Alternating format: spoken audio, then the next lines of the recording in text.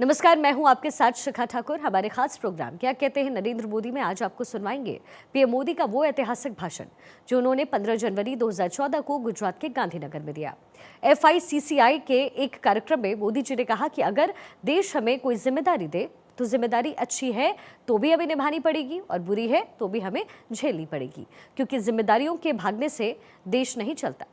निराशा के गर्त में जब डूबा हुआ इंसान होता है वो निराशा में रहना नहीं चाहता है, तो हारना चाहता है। उसे कहीं आशा की किरण नजर आनी चाहिए। आज अगर सबसे पहली प्रायोरिटी देश को है तो भाई किस पे भरोसा करें। और मैं नहीं मानता कि लच्छादार भाषण देकर के कोई चला जाए तो आप भरोसा कर लेंगे, कोई नहीं कर सकता जी। समाज आज बारीकी से हर चीज का डिसेक्शन करता है और हम इतना दूध से जले हुए हैं कि अब छाछ भी फूंक फूंक पर पीने की आवश्यकता है, वरना फिर हम उलझ जाएंगे। और इसलिए पूरे देश में एक विश्वास का माहौल, एक भरोसा का माहौल, ये बहुत आवश्यक है। मैं गुजरात एक्सपीरियंस से कह सकता हूं, मैं हिंदुस्तान के सभी पूंजी निवेश वालों से मिला नहीं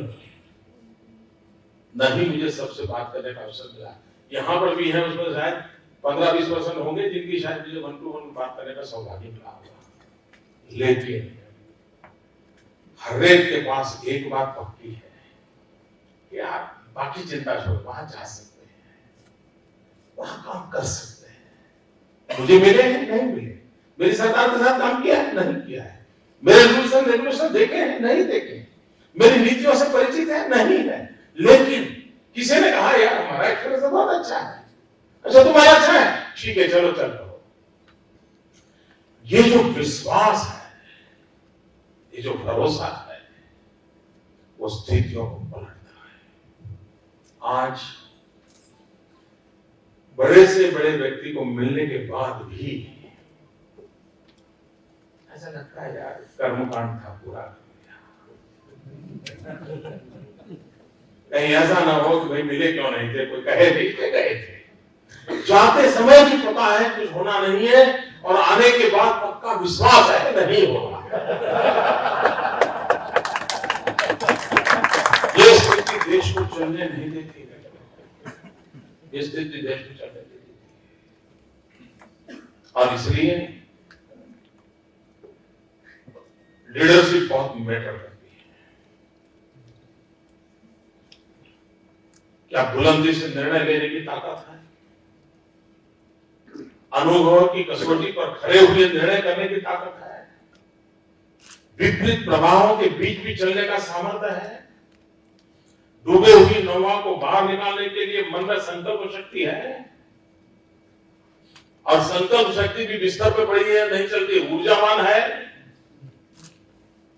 इन सारी बातों के आधार पर अब हम उस कगार पे खड़े हैं। इसलिए मैं इस बात को आग्रह से कहता हूं कि समय की मांग है कि हम देश को इन गंभीर सवालों के लिए जवाब खोजने के लिए हम एजेंडा सेट करें, हम प्रेरित करें लोगों को।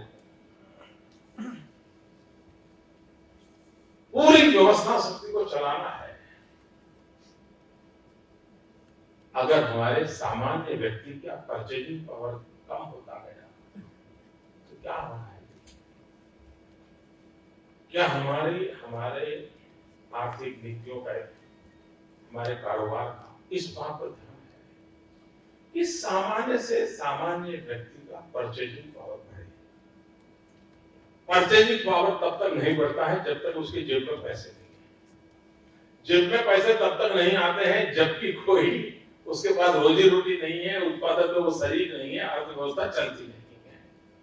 महात्मा गांधी ने कहा था कि भाई समाज के आखिरी छोर के व्यक्ति को क्या लाभ मिला है, उसके आधार पर तुम निर्णय करो, तुम्हारी नीतियां सही निकलेगी। आज मुझे लगता है आर्थिक परिभाषा में कहना है तो समाज का आखिरी व्यक्ति का परचेजिंग पावर हम बढ़ा सकते हैं। अब जैसे गांव है, वो सबसे बड़ा बायर होता है। लेकिन उस गांव की खरीद शक्ति कम होगी तो शहर की इकोनॉमी जनरेट नहीं होगी। शहर की इकोनॉमी जनरेट नहीं होगी तो हमारे पूरे सारे कारोबार बैंकों तक सीमित हो जाएंगे, और इसलिए इकोनॉमी गांव के अंदर जनरेट कैसे हो, उस पर हम बल दे सकते हैं। हम जानते हैं कि देश में परचेजिंग पावर में सबसे बड़ी ताकत रखते हैं दो सेक्टर, एक है एग्रीकल्चर, दूसरा है सर्विस सेक्टर। एग्रीकल्चर में भी जमीन बढ़ने वाली नहीं, एक प्रकार से जमीन कम होती जा रही है। अगर परिवार की संख्या बढ़ी, पहले 5 भाई होंगे फिर 25 भाई हो गए, पर दूसरी तीसरी पीढ़ी में तो उतनी जमीन के टुकड़े होने वाले हैं। ऐसी स्थिति में हम सबका फोकस हो प्रोडक्टिविटी कैसे बढ़े। अब स्टेज वो भी आएगा, सिर्फ प्रोडक्टिविटी बढ़ेगी उससे नहीं चलेगा, वैल्यू एडिशन कैसे हो। और हम इकोनॉमी की पूरी चेन को पूरा नहीं करते हैं तो शायद हम गांव की आर्थिक स्थिति में बदलाव नहीं ला सकते। और इसलिए उद्योगों के विकास को भी इसके साथ कैसे जोड़ा जाए कि जिसके कारण हमारे कृषक को वैल्यू एडिशन का अवसर मिले। वैल्यू एडिशन अल्टीमेटली उद्योग एंड एग्रीकल्चर का बेस्ट कॉम्बिनेशन है, बेस्ट कॉम्बिनेशन है।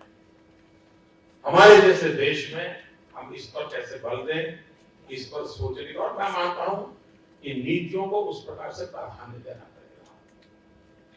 औद्योगिक विकास, इसमें विवाद चलते रहते हैं। हमारे देश में कई बुद्धिमान लोग हैं जो सुबह शाम देश को मार्गदर्शन करते रहते हैं,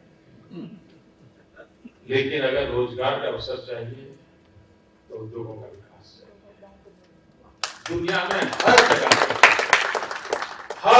पे इस बात को माना गया है, लेकिन अगर हम हमारे खनिज संपदा को, मिनरल्स को ऐसे ही एक्सपोर्ट करेंगे तो देश को न रोजगार मिलेगा न उद्योग बढ़ेगा। क्या हमारा आग्रह है कि हमारी जो भू संपदा है उसको वैल्यू एडिशन हमारी प्रायोरिटी है। जितना महात्मा एग्रीकल्चर प्रोडक्ट का वैल्यू एडिशन है उतना ही हमारी भू संपदा के वैल्यू एडिशन में है। इवन पानी भी उसका वैल्यू एडिशन बिजली पैदा करता है। पानी काम में भी आता है, वैल्यू एडिशन बिजली पैदा करता है, बिजली उद्योग को काम में लगाया जा सकता है। हम हर प्राकृतिक संपदा पे वैल्यू एडिशन का हमारा होलिस्टिक व्यू होना जरूरी है। चाहे विंड एनर्जी का सेक्टर हो, सोलर एनर्जी का हो, हाइड्रो का हो, या हमारे आयरन और से स्टील मैन्युफैक्चरिंग हो, या हमारे लाइमस्टोन से सीमेंट बनता हो, कोई भी वहां बॉक्साइट, आप भारत देश में बॉक्साइट का कोई उपयोग ही नहीं हो रहा है, सब ठप पड़ा हुआ है। ठीक है, समाजवादी नारे लगाने के तो काम आ जाता है। ऐसा कैसा देश हो सकता है कि जहां पर इतनी सारी भू संपदा हो और वो चोरी छुपी से चली जाए या तो किसी के आशीर्वाद से चली जाए, लेकिन वैल्यू एडिशन ना हो। वैल्यू एडिशन होती तो आप स्वाभाविक रूप से देश में इकोनॉमी चलते हैं, ग्रोथ की दिशा में हम काम करते हैं। आज हम जो ग्रोथ की बात करते हैं तो मुद्दा आता है इंफ्रास्ट्रक्चर। इंफ्रास्ट्रक्चर की बात होती है तो उसका एक प्रमुख माध्यम रहता है एनर्जी सेक्टर।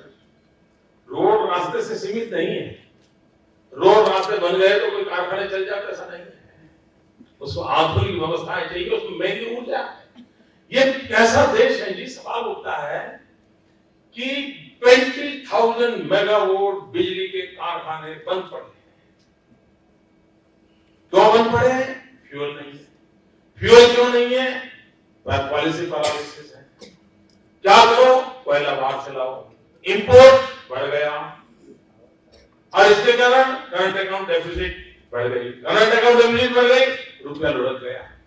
अब देखिए एक चीज किस प्रकार से गलत नीतियों का परिणाम सीधा सीधा नजर आता है। क्या इसके लिए कोई बहुत बड़े विजन की जरूरत है कि कोई बड़ा दुनिया भर के एक्सपर्ट, कोई इंस्टीट्यूशंस के एक्सपर्ट लोग लाने पड़ेंगे क्या?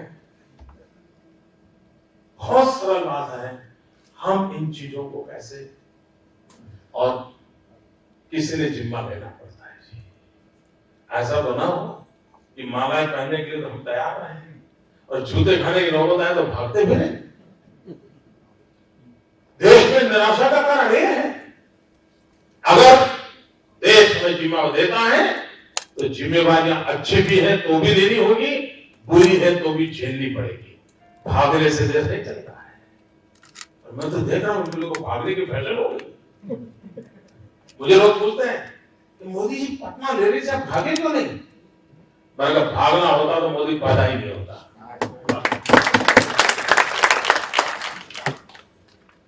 हम लास्ट होते थे, भीड़ थी, सब था। लीडरशिप में ये दायित्व होता है। हमारे यहाँ सूरत में बाढ़ आई थी, बहुत अचानक काफी नुकसान हुआ।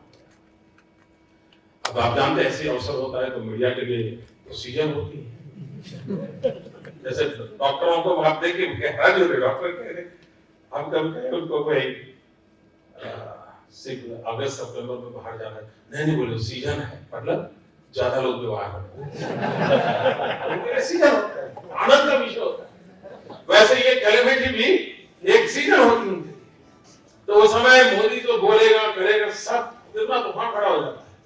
और ऐसी स्थिति में कोई भी नेता जाएगा तो लोग गुस्सा करेंगे, कपड़े फाड़ेंगे, धक्का लगाएंगे, होगा। मुझे याद है मैं सूरत गया, 3 दिन रात दिन वहां रहा, खुद रात 2-2 बजे तक मैं रास्ते पर जाता था, सफाई के काम में लगता था। एक दिन मीडिया में बहुत नेगेटिव चला क्योंकि लोग आते थे, गुस्सा करते थे, हम भागे नहीं। लेकिन वही लोग दूसरे दिन मेरे साथी बन गए, सहायक बन गए। यहां पर कसौटी होती है कि हम स्थितियों से कितने दिन भागते चलेंगे जी। हमारी जिम्मेवारी बनती है सीना तान करके उन चीजों को आग्रहपूर्वक हैंडल। हम कहते हैं हमारे पास डेमोग्राफिक डिविडेंड है, और मैं मानता अगर 21वीं सदी एशिया की सदी है, और जब एशिया की सदी है तो चीन और भारत की स्पर्धा ये स्वाभाविक माना जाता है। तो 2 ऐसे बेसिक चीजें हैं जो हिंदुस्तान के पास बहुत बड़ी शक्ति है। वो एक है डेमोग्राफिक डिविडेंड, दूसरा है डेमोक्रेसी का डिविडेंड। डेमोक्रेसी की बड़ी वाइब्रेंट डेमोक्रेसी होना, ये अपनी दुनिया के अंदर अपनी ताकत बताने का, दिखाने का, खड़ी करने का एक बहुत बड़ा अवसर है, और ये दुनिया को आकर्षित करता है। ये हमारे डेमोक्रेटिक वैल्यूज, हमारी वाइब्रेंसी, हमारी जुडिशरी सिस्टम, ये चीजें हैं जो विश्व को भरोसा देती है, दुनिया को हमारे तरफ लाने के लिए। उस भरोसे पे हमारा भरोसा है क्या? डेमोग्राफिक डिविडेंड आप इतना आनंद का विषय, हम उस युग में जी रहे हैं जिस समय हमारे देश में 65% जनसंख्या 35 से कम आयु की है। हमारा स्किल डेवलपमेंट का कोई मिशन है? जैसे वो कहते हैं भाई लोग चाहिए, लोग मिलते नहीं है। ये क्या पूर्ण का एक ही रास्ता है, स्किल डेवलपमेंट। हमारे यहाँ थोड़ा हमने टेक्नोलॉजी की मदद की। पहले कानून के तरफ में देखा, आपकी लोग शायद ये जो अप्रेंटिसशिप जो रहता है उससे डरते हैं उद्योग। यार अप्रेंटिसशिप वालों को लेंगे तो बेकार में गले पड़ जाएगा, तो उसको लेना नहीं, ये फूड बैन ला जाता है। हमने गुजरात में सभी छोटे मोटे उद्योगकारों को इकट्ठा किया। हमने उनको समझाया भाई ये कानून ऐसा नहीं है, आप उसका स्पिरिट समझिए।